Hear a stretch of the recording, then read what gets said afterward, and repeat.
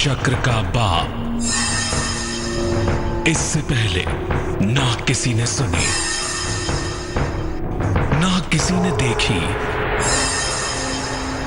इतनी सटीक भविष्यवाणी। चाल चक्र। नमस्कार, बहुत स्वागत है आपका। आप देख रहे हैं चाल चक्र और मैं हूं आपके साथ शैलेंद्र पांडे। सृष्टि में ईश्वर से भी बड़ी, भगवान से भी बड़ी अगर कोई सत्ता है तो उस सत्ता का नाम गुरु है। गुरु ना होते तो ईश्वर भी ना होता, और ईश्वर ना होता तो सृष्टि के बारे में सोच ही नहीं सकते हैं। तो एक ऐसी सत्ता की बात करने वाले हैं आज, जिस सत्ता की कृपा से ईश्वर तक पहुंचते हैं, जिस सत्ता की कृपा से ग्रहों नक्षत्रों को पराभूत कर देते हैं, और जिस सत्ता की कृपा से जीवन के हर मुश्किल को दूर कर देते हैं। बात करेंगे आज गुरु की, क्योंकि आ रही है गुरु पूर्णिमा और ये जानना बहुत जरूरी है कि गुरु पूर्णिमा पर गुरु कृपा कैसे मिलेगी। आज चाल चक्र में क्या खास बताने वाले हैं, गुरु से जुड़ी हुई कौन सी बातों की चर्चा करने वाले हैं। चलिए पहले आपको यही बताते हैं कि आज हमारे साथ चाल चक्र में क्या खास बातें आप जान पाएंगे। आज हम चाल चक्र में बात करने वाले हैं किसे गुरु कहना चाहिए, गुरु है कौन, किसे गुरु बनाएंगे, गुरु की उपासना के तरीके क्या हैं, और गुरु पूर्णिमा का जो पूरा मामला है ये मामला क्या है। राशियों की सटीक भविष्यवाणी भी समझेंगे और ये भी जानेंगे कि शुभ पहर का मामला क्या है। तो बात होगी उसकी जिसको कहने के लिए कहते हैं, सात समंदर की मसी करो, लेखन सब बन राई, धरती सब कागद करो, गुरु गुण लिखा न जाई। अर्थात सात समुद्र की अगर स्याही बना दी जाए और पूरी धरती को कागज बना दिया जाए और सारे जितने भी जंगल हैं उन सब की कलम बनाकर भी गुरु के गुण लिखे जाएं तो वो लिख पाना असंभव है। अब हम कैसे लिखेंगे, संभव तो है नहीं, लेकिन हाँ एक प्रयत्न करेंगे कि गुरु के बारे में समझें, जो कि बहुत मुश्किल काम है। फिर भी एक कोशिश करेंगे जिसको जन जन्मांतर में जाना जा सकता है, कुछ पलों में समेटने का एक प्रयास जरूर करेंगे गुरु की कृपा से ही। तो बात गुरु और गुरु पूर्णिमा की, लेकिन सबसे पहले बात आज के पंचांग की।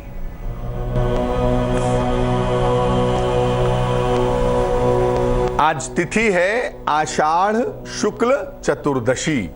आज की तिथि है आषाढ़ मास के शुक्ल पक्ष की चतुर्दशी तिथि। नक्षत्र है मूल नक्षत्र। चंद्रमा धनु राशि में संचरण करेंगे और चंद्रमा किसी चाल के आधार पर हम ये समझ पाएंगे कि आपका दिन कैसा जाने वाला है, किस तरह की अच्छी बातें हैं, किस तरह की निगेटिव बातें हैं, वो चंद्रमा की पोजीशन के आधार पर हम जान पाएंगे। राहु काल का जो समय होगा जिसमें नया और शुभ कार्य करना मना है, वो समय होगा सुबह के 7:30 से तकरीबन 9 बजे तक, और पूर्व दिशा की तरफ यात्रा करने की मनाही होगी आज। तो बेहतर होगा कि पूर्व दिशा की तरफ यात्रा ना करें, लेकिन अगर यात्रा करना जरूरी है तो जरा सी मिश्री खाके और भगवान का स्मरण करके यात्रा करेंगे तो आपके लिए बहुत सुंदर होगा, यात्रा की मुश्किलों से बचे रहेंगे। गुरु पूर्णिमा वैसे तो कल है, लेकिन आज ही हम आपको बताते हैं कि गुरु पूर्णिमा का महत्व क्या है। गुरु की पूर्णिमा, गुरु तो अपने आप में ही पूर्ण है, जो पूर्ण नहीं है वो गुरु नहीं हो सकता। लेकिन गुरु के साथ पूर्णिमा को एसोसिएट क्यों किया गया, क्यों कहा गया कि गुरु की पूजा पूर्णिमा के दिन की जाएगी, और इस तिथि को पूर्णिमा क्यों कहा जाता है, गुरु पूर्णिमा का पूरा मामला क्या है, आइए आपको बताते हैं। आषाढ़ मास के शुक्ल पक्ष की पूर्णिमा को गुरु पूर्णिमा कहा जाता है। इस दिन हम अपने गुरु की उपासना करते हैं, इस दिन हम अपने गुरु की पूजा करते हैं। शास्त्र कहते हैं कि इस दिन महर्षि वेदव्यास का जन्म हुआ था। महर्षि वेदव्यास कौन है? महर्षि वेदव्यास वो ऋषि हैं, वो सत्ता हैं, वो व्यक्ति हैं जिन्होंने 18 पुराणों की रचना की और महाभारत की रचना भी की महर्षि वेदव्यास ने। और इसीलिए आज के जमाने में जब कोई व्यक्ति किसी जगह पर बैठ के प्रवचन देता है तो उस जगह को व्यासपीठ कहा जाता है। जिस जगह पर बैठकर आप प्रवचन देते हैं उस चेयर को, उस आसन को व्यासपीठ कहते हैं, क्योंकि 18 पुराण के बाहर तो आप कुछ बोलते ही नहीं है। दरअसल यही बात है। और दूसरा ये है कि जो महाभारत है वो एक महानतम ग्रंथ है जो महर्षि वेदव्यास ने हमारे लिए लिखा है और पुराणों के माध्यम से हमें ईश्वर तक पहुंचाने की कोशिश भी की है। इसीलिए वेदव्यास ऋषि के नाम से ही इस तिथि को व्यास पूर्णिमा भी कहते हैं। इस तिथि से ऋतु परिवर्तन भी होता है। अगर आप देखें तो बरसात की शुरुआत भी तकरीबन इसी समय से होती है, बारिश की शुरुआत भी हो जाती है। इसीलिए इस दिन वायु की परीक्षा करके हवा की परीक्षा करते हैं कि अच्छा भाई हवा किस तरफ से बहेगी, किस तरफ से आएगी, अच्छा बरसात कैसी होगी और क्या होगा, फसल का अनुमान वो भी इसी दिन लगाया जाता है। अमूमन प्राचीन काल में जब मौसम विभाग नहीं हुआ करते थे तो गुरु पूर्णिमा के आसपास ही जो किसान होते थे, जो कृषक होते थे, वो अमूमन हवा का अनुमान देख के, बरसात का रुख देख के एक अनुमान लगाते थे कि हवा का जो फ्लो है, जो फ्लो ऑफ एयर है वो किस तरफ है और उस हिसाब से समझते थे कि फसलों की स्थिति कैसी रहने वाली है। ये तो इसका पिछला हिसाब किताब हो गया। लेकिन गुरु पूर्णिमा का जो मुख्य मामला है वो ये है कि इस दिन शिष्य अपने गुरु की विशेष पूजा करता है। अपने गुरु की विशेष पूजा करके अपने गुरु को यथाशक्ति जितना संभव हो सके दक्षिणा, पुष्प, वस्त्र आदि भेंट करता है। एक बात याद रखिए, जो गुरु अपने शिष्य से दक्षिणा की अपेक्षा करे, पुष्प की अपेक्षा करे, भेंट की अपेक्षा करे, वो गुरु नहीं हो सकता। गुरु को अपने शिष्य से कुछ चाहिए ही नहीं होता है। वास्तविकता यही है, गुरु को सिर्फ और सिर्फ अपने शिष्य का कल्याण चाहिए होता है, बस। इसीलिए अपने शिष्य की मुश्किलों को गुरु हर लेते हैं, अपने शिष्य की मुश्किलों को ले लेते हैं, उनके अवगुणों को ले लेते हैं और उन्हें मुक्त कर देते हैं। और शिष्य भी गुरु पूर्णिमा के दिन अपने सारे अवगुणों को, अपनी सारी निगेटिविटी को अपने गुरु को अर्पित कर देता है और अपना सारा भार गुरु को दे देता है। देखिए होता क्या है, हम अपनी अकल बहुत इंपोज करते हैं कि जीवन में ये समस्या आ गई तो ऐसा कर लेंगे, जीवन में वो समस्या आ गई तो वैसा कर लेंगे। लेकिन ऐसा करने में होता क्या है ना कि हम अक्सर असफल हो जाते हैं। लेकिन जब हम अपनी जिम्मेदारी अपने गुरु को दे देते हैं और वास्तव में हमारे पास गुरु होते हैं, वास्तव में गुरु का होना एक बहुत दुर्लभ बात है भाई। अनंत जन्मों की तपस्या से वास्तव में गुरु मिलते हैं। गुरु का मिलना आसान नहीं होता। और आनंद सूत्रम कहता है ब्रह्मैव गुरु रे कहना परह, ईश्वर ही फिजिकल बॉडी में गुरु होता है, दूसरा कोई गुरु होता नहीं है।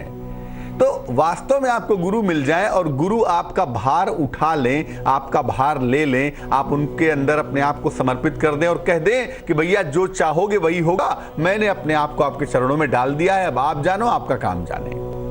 जब ये भाव डेवलप हो जाता है तब गुरु आपकी जिम्मेदारी ले लेते हैं और फिर आपका सरदर्द खत्म है। आपका जीवन कैसा जाएगा, आपका जीवन कैसा रहेगा, नहीं रहेगा, ये तमाम बातें फिर गुरु डिसाइड करते हैं। तो गुरु पूर्णिमा का पर्व एक ऐसा पर्व है जब हम अपने गुरु की शरण में जाकर अपने आप को नतमस्तक कर देते हैं, गुरु के शरण में अपने आप को लीन कर देते हैं।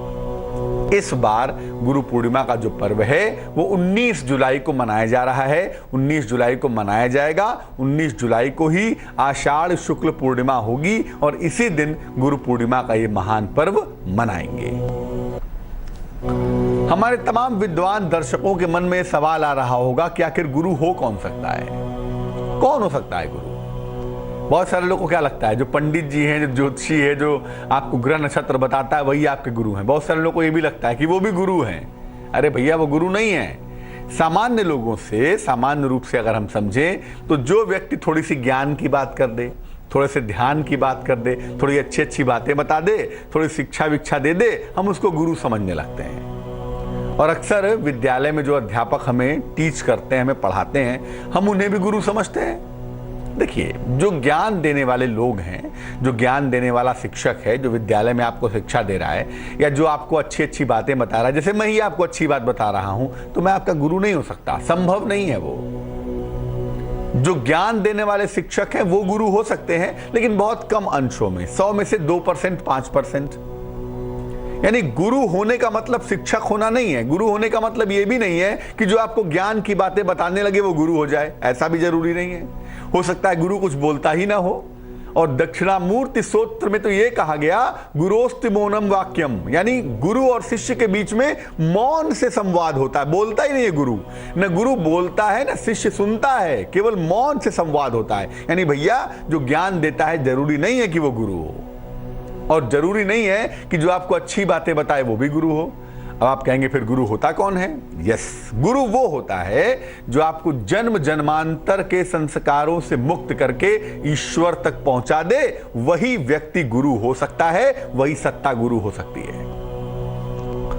जो आपको जन्म जन्मांतर के संस्कारों से मुक्त कर दे और जो बता दे कि तुम ही ईश्वर हो, कोई दूसरा ईश्वर नहीं है, तुम्हारे अंदर ही वो ईश्वर का तत्व मौजूद है और तुम्हारे और ईश्वर में कोई अंतर नहीं है, जो ये बात बता दे, सिर्फ वही गुरु हो सकता है और कोई गुरु नहीं हो सकता। इसीलिए गुरु होने की पहली कंडीशन यही है कि जिसको खुद ईश्वर का दर्शन हुआ होगा वो ना आपको दर्शन कराएगा। जिसने खुद ही ईश्वर को कभी नहीं देखा, जो खुद ही किताबें पढ़ पढ़ के आपको ज्ञान बांट रहा है, वो क्या गुरु होगा? गुरु होने का मतलब यही होता है कि जब ईश्वर फिजिकल बॉडी में आएगा तभी गुरु होगा। और वो गुरु कोई मामूली गुरु नहीं होता, वो वास्तव में गुरु होता है। वैसे तंत्र के हिसाब से अगर हम देखें तो गुरु होने की तमाम शर्तें बताई गई हैं, तमाम कंडीशन बताई गई, जिसमें से 13 शर्तें प्रमुख हैं। पहला, गुरु शांत होना चाहिए। चिल्लाने वाला, चीखने वाला, क्रोधित होने वाला ऐसा नहीं होना चाहिए। दांत होना चाहिए, कुलीन होना चाहिए, विनीत होना चाहिए, शुद्ध वेशवाह होना चाहिए। उसका जो वेश है, जो कपड़े वो पहनता है, वो शालीन होने चाहिए, शांत होने चाहिए। डिजाइनर कपड़े वाला गुरु नहीं चाहिए। कपड़े जो होंगे ना, जो वस्त्र है ना आपके, वो बताते हैं कि आप कैसे आदमी हैं। तो जो वस्त्र होने चाहिए वो बड़े शांत, बड़े शुद्ध होने चाहिए। लोगों को देख के उसको आनंद का अनुभव हो, उसको देख के ग्लैमर का अनुभव ना हो। शुद्धाचारी होना चाहिए, सुप्रतिष्ठित, शुचिर, दक्षिष्ट बुद्धि, आश्रमी, ध्यान निष्ठ, तंत्र मंत्र विशारद और निग्रह चाहिए। तंत्र कहता है, सबसे बड़ी जो गुरु की क्वालिटी आपको हमने बताई कि जो व्यक्ति आपको ईश्वर तक पहुंचा दे वही आपका गुरु हो सकता है। और ईश्वर तक वही पहुंचा सकता है जो ईश्वर तक पहुंच चुका होगा। तो जो ईश्वर तक पहुंच चुका होगा वो तो स्वयं ईश्वर होगा ना। एक बात तो ये याद रखिए। और गुरु की तमाम शर्तों में जो एक शर्त है, निग्रह अनुग्रह। निग्रह माने होता है कंट्रोल करना और अनुग्रह माने होता है कृपा करना। तो गुरु के बारे में कहा गया, निग्रहानुग्रहे शक्तः, जो आपको कंट्रोल कर सके और जो आपके ऊपर कृपा कर सके वही गुरु हो सकता है। अब ये नहीं कि फिजिकल बॉडी में गुरु नहीं है, शरीर छोड़ दिया तो अब कोई बात नहीं, अब जैसे चाहो तैसे करो। नहीं, अगर वास्तव में गुरु है तो शरीर छोड़ेगा, सत्ता नहीं छोड़ेगा। वो जो वास्तव के गुरु होते हैं वो कभी कहीं नहीं जाते। वो समय समय पर अलग अलग भक्तों को, अलग अलग शिष्यों को अलग अलग माध्यमों से प्रकट होकर अपने दर्शन कराते रहते हैं। तो गुरु की एक क्वालिटी होती है निग्रह और अनुग्रह करना, यानी भक्त के ऊपर कंट्रोल बनाए रखना और भक्त के ऊपर कृपा करना, दोनों ही गुरु के अंदर पाया जाता है। और मैं फिर कहूंगा, वो सत्ता जो आपको ईश्वर तक पहुंचा सके वही गुरु हो सकती है। बाकी सारे लोग ज्ञानी हो सकते हैं, मार्गदर्शक हो सकते हैं, धर्म प्रचारक हो सकते हैं, गुरु नहीं हो सकते। अगर आपको गुरु की प्राप्ति हो गई है तब तो फिर कुछ पूछना ही नहीं है, आपको सोचना ही नहीं है। अगर वाकई में गुरु की प्राप्ति हो गई है तब आप ये मान के चलिए कि जन्म जन्मांतर के संस्कार हैं कि आपको वास्तव में गुरु मिल गए, वरना वास्तव में गुरु मिल पाना इतना आसान नहीं होता। और जब वास्तव में गुरु मिल जाए तो उनके दिशा निर्देशों का यथाशक्ति पालन करना चाहिए। ऐसा ना हो कि गुरु मिल तो गए, अमृत तक पहुंच तो गए, लेकिन अमृत पी ही नहीं सके। ऐसा भी होता है। कृष्ण बहुत समय पहले आए, महाभारत हुआ, कितने सारे लोग कृष्ण के संपर्क में आए, लेकिन कृष्ण गुरु सबके नहीं बन पाए। आज भले ही लोग कृष्ण कृष्ण करते होंगे, लेकिन जिस काल में कृष्ण थे उस काल में कौन समझ पाया कि कृष्ण गुरु हैं, कृष्ण जगत गुरु हैं, कृष्ण स्वयं तारक ब्रह्म हैं? कौन समझ पाया? ये कोई नहीं। इसीलिए गुरु का पा जाना तो कृपा है ही। अर्जुन के साथ कृष्ण रहे, ये अर्जुन के ऊपर उनकी कृपा है, लेकिन अर्जुन भी तभी समझ पाया ना जब कृष्ण ने कृपा की और ये बताया कि मैं कौन हूं। इसीलिए गुरु मिल जाने के बाद उनकी आज्ञा का पालन करना चाहिए, उनके आदेशों की अवहेलना नहीं करनी चाहिए। और जितना गुरु के संपर्क में रहते हैं, जितना गुरु के कांटेक्ट में रहते हैं, उतना ही ज्यादा बढ़िया होता है। अब गुरु पूर्णिमा का पर्व आ गया। आपके गुरु हैं जिनके प्रति आपकी श्रद्धा है, जिनके प्रति आपका समर्पण है। कैसे करेंगे गुरु की उपासना? तरीका क्या होगा? गुरु को उच्च आसन पर बैठाइए। अगर आपके गुरु उपलब्ध हैं, मौजूद हैं, भौतिक शरीर में हैं, तो उनको उच्च आसन पर बैठाइए उनके चरण जल से धुलाइए, उनके पैरों को, चरणों को जल से धुलाइए और इसके बाद पूछिए। फिर उनके चरणों में पीले या सफेद पुष्प अर्पित करिए। अब मान लिया कि आपके पास वास्तविक फूल नहीं है, सफेद नहीं मिला, पीला नहीं मिला, तो काल्पनिक फूल बनाकर भी उनके चरणों में सफेद या पीले फूल अर्पित कर सकते हैं। इसके बाद उन्हें श्वेत या पीले वस्त्र दीजिए, उन्हें पहनाइए, उनके सर पर, उनके कंधे पर अंग वस्त्र कहते हैं पीले या सफेद रंग का, वो उनको दीजिए।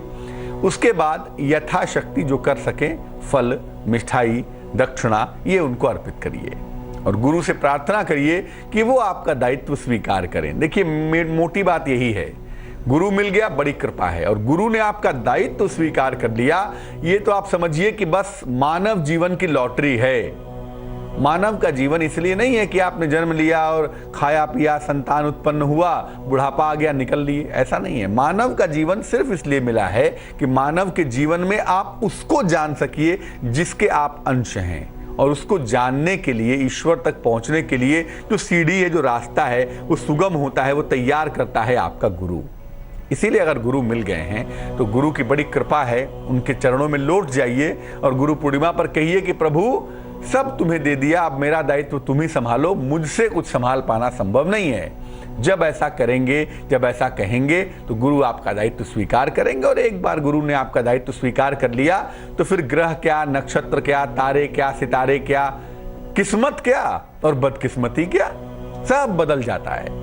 क्योंकि गुरु जो होते हैं ना, मैं फिर कहूंगा, 3 लोक 9 खंड में गुरु से बड़ा न कोई, करता करे न कर सके, गुरु करे सो होए।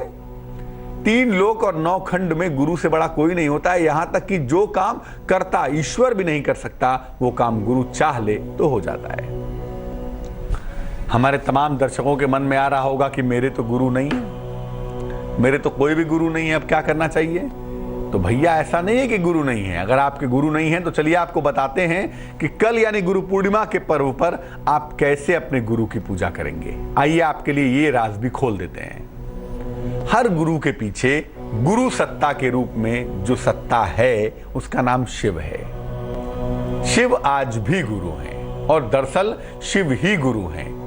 सबसे पहले और सबसे अंतिम गुरु और सबसे पहले और सबसे अंत समय तक रहने वाले जो गुरु हैं ना, वो शिव ही हैं, शिव ही रहेंगे, कुछ रहे तो और ना रहे तो हर गुरु के पीछे जो भी कोई गुरु है, वास्तविक गुरु है या कम गुरु है, ज्यादा गुरु है, हर गुरु सत्ता के पीछे कम या ज्यादा मात्रा में जो गुरु हैं वो दरअसल शिव हैं। इसलिए अगर गुरु नहीं हो तो शिव जी को ही गुरु मानकर गुरु पूर्णिमा का पर्व मनाना चाहिए।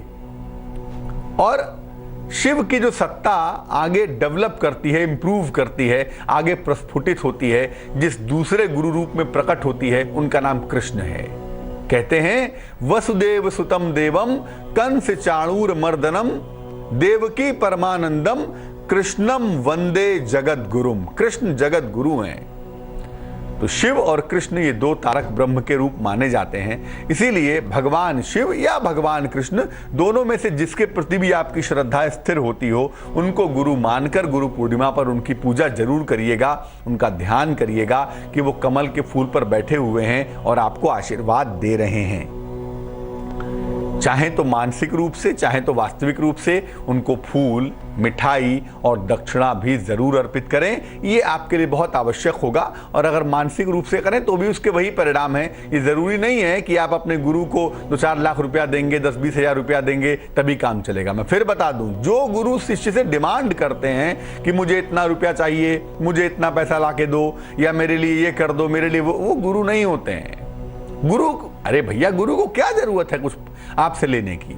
हाँ, आपकी जिम्मेदारी है कि आप देखिए कि आपके गुरु को कोई कमी है तो आप उसके लिए पूर्ति करने की कोशिश करिए। लेकिन अगर गुरु डिमांडिंग हो जाए, अपने शिष्य से गाड़ी मांगने लगे, पैसे रुपए मांगने लगे, दान मांगने लगे, तो फिर भैया ऐसे गुरु से दूर ही रहना बेहतर है। जहां पर डिमांड है, गुरु और शिष्य का संबंध आत्मा का है, पैसे का नहीं है। हाँ, शिष्य की जिम्मेदारी जरूर है कि देखे कि उसके गुरु को तकलीफ नहीं हो रही है, उसके गुरु को अगर कोई दिक्कत हो रही है, कोई परेशानी हो रही है, तो अपने गुरु का सहयोग करे। सहायता भी नहीं कर सकता, क्योंकि गुरु मतलब ईश्वर है ना, ईश्वर का अंश है। आप सहायता क्या करेंगे, आप सिर्फ सहयोग करेंगे। इसलिए बेहतर यही है कि अगर आप शिव और कृष्ण को भी अपना गुरु मानते हैं तो उनके चरणों में नतमस्तक हो जाइएगा और उनसे कहिएगा कि वो आपको शिष्य के रूप में स्वीकार करें, और जो आपसे संभव हो सकेगा अपने गुरु की पूजा करिएगा, उनको जो अर्पित करना चाहिएगा करिएगा। लेकिन मैं फिर कहूँगा, भूल कर भी ऐसे गुरुओं से दूर रहना चाहिए जो डिमांडिंग होते हैं, जो गुरु कहते हैं कि लाओ पैसा दो, लाओ ये दो, लाओ वो दो। ऐसे गुरु की आवश्यकता अमूमन नहीं होती। गुरु को अपने शिष्य से सिर्फ और सिर्फ उसका कल्याण चाहिए होता है, उसके ऊपर ईश्वर की कृपा चाहिए होती है। हमने आपको ये बताने का प्रयत्न किया कि गुरु पूर्णिमा का पर्व कैसे मनाएंगे, और अगर आपके पास आपके गुरु नहीं हैं तो किसको अपना गुरु मानकर आप गुरु पूर्णिमा के इस पावन पर्व को मना सकते हैं।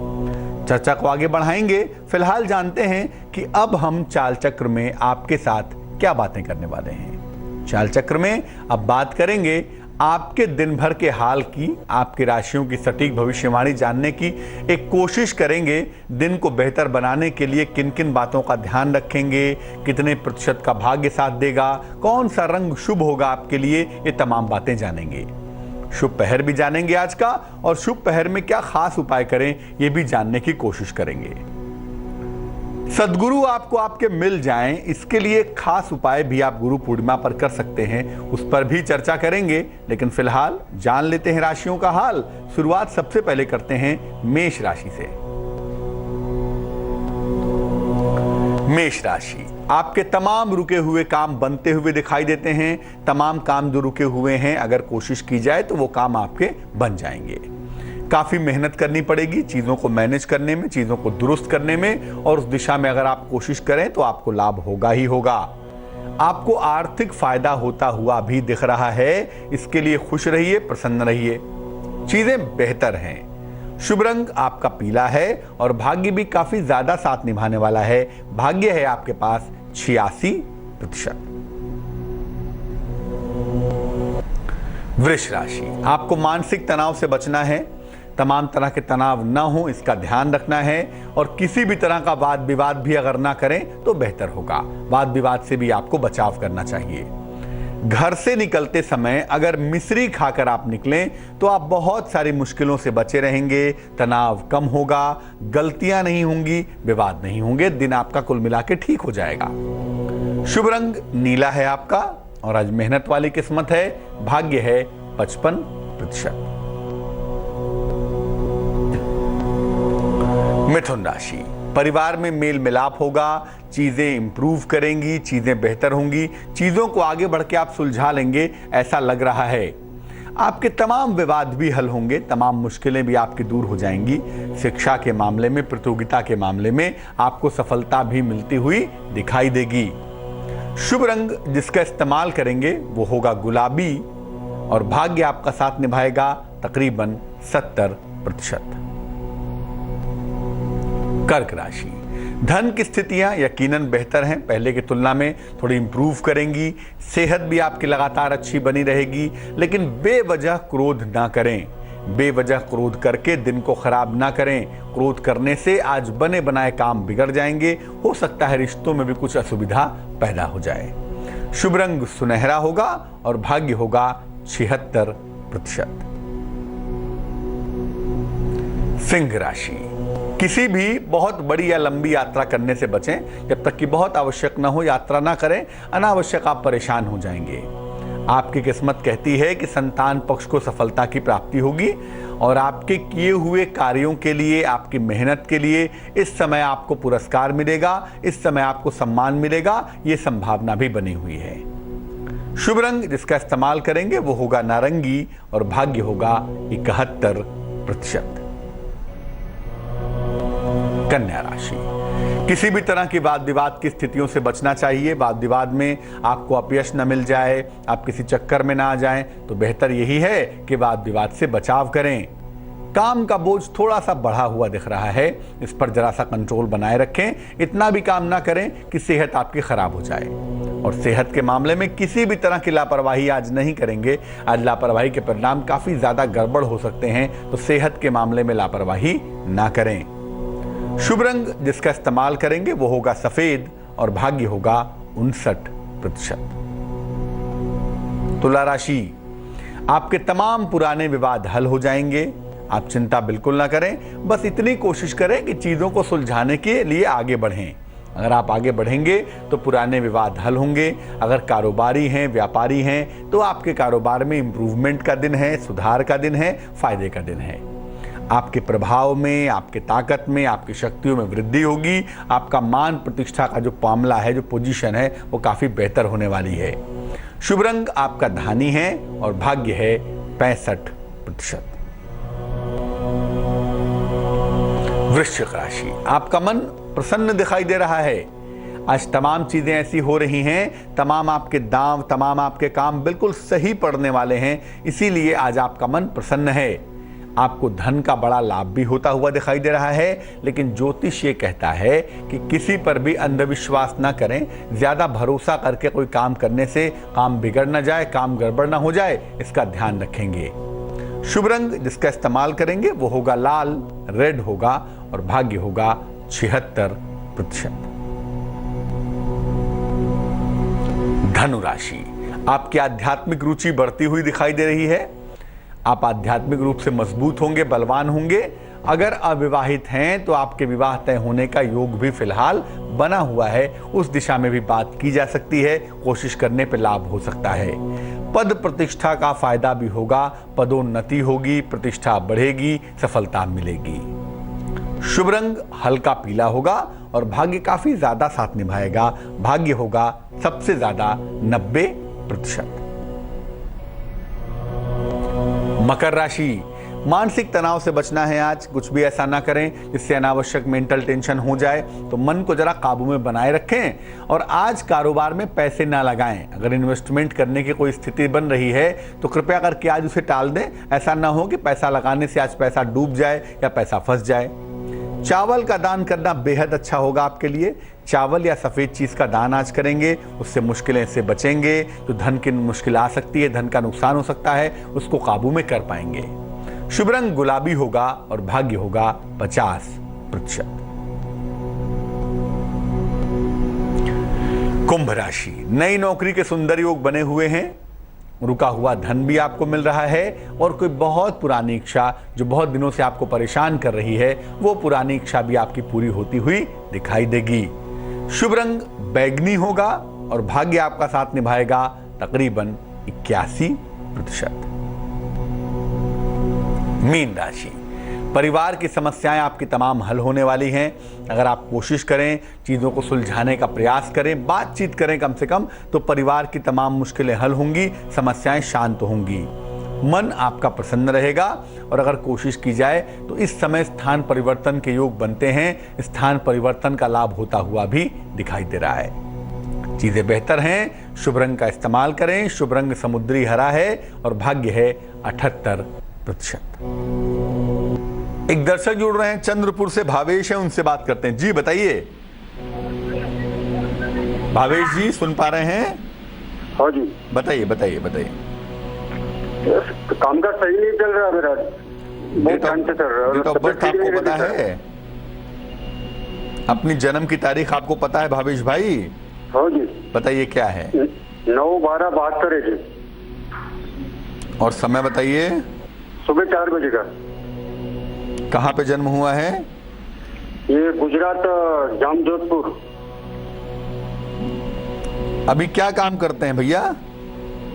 मैं अभी पहले मिठाई की दुकान थी, अभी कुछ नहीं है सर। अभी बंद है, दुकान बंद है जी। क्या दुकान करते थे? मिठाई की दुकान थी, फरसान की दुकान। और अभी काम आपका बंद हो गया है?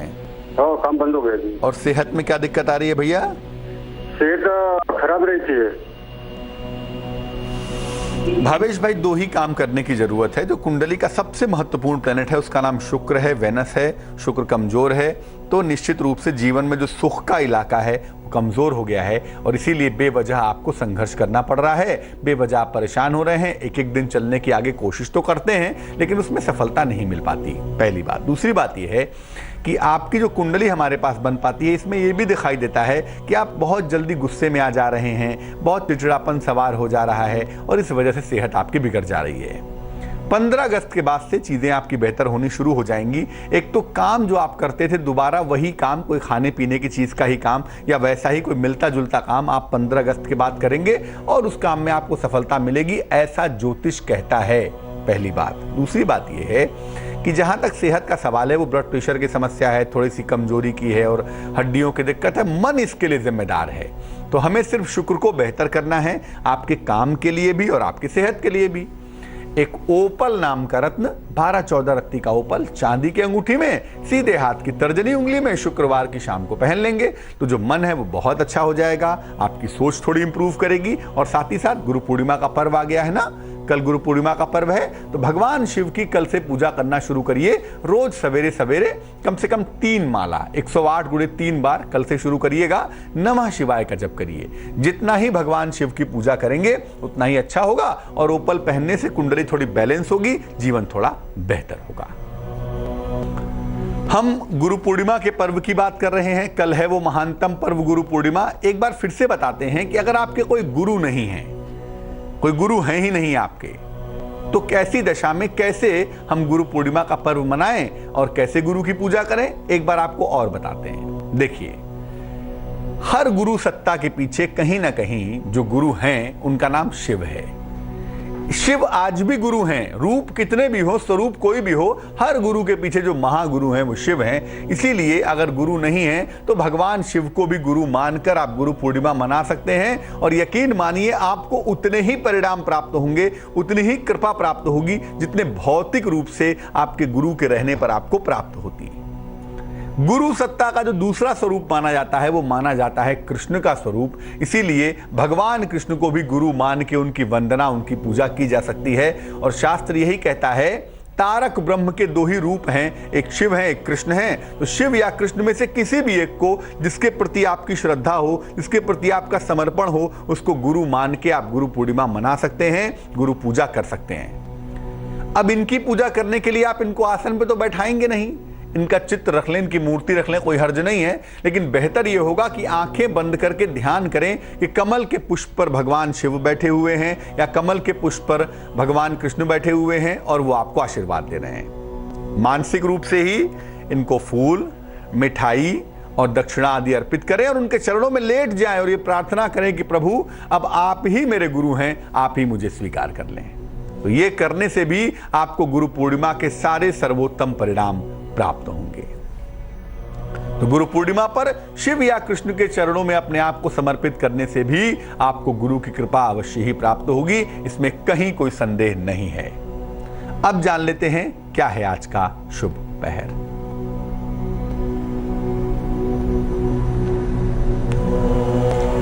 आज का शुभ पहर है शाम को 7:30 से तकरीबन 9 बजे तक। चतुर्दशी की तिथि है और चतुर्दशी के स्वामी स्वयं शिव होते हैं। इसीलिए शाम को 7:30 से 9 बजे के बीच में भगवान शिव का पूजन करें और जितना कर सकें नमः शिवाय का जप करें। 108 बार करें, 1 माला करें, 2 माला करें, आधा घंटा जपें, 1 घंटा जपें। जितना अधिक से अधिक नमः शिवाय का जप कर सकें उतना अधिक से अधिक नमः शिवाय का जप करें। ऐसा करने से आपके जीवन की तमाम बाधाएं दूर होंगी। लेकिन याद रखिए, ये प्रयोग तभी फायदेमंद होगा जब आप शुभ पहर में करेंगे और शुभ पहर का समय होगा शाम को 7:30 से तकरीबन 9 बजे तक। तो आज के लिए चाल चक्र में बस इतना ही।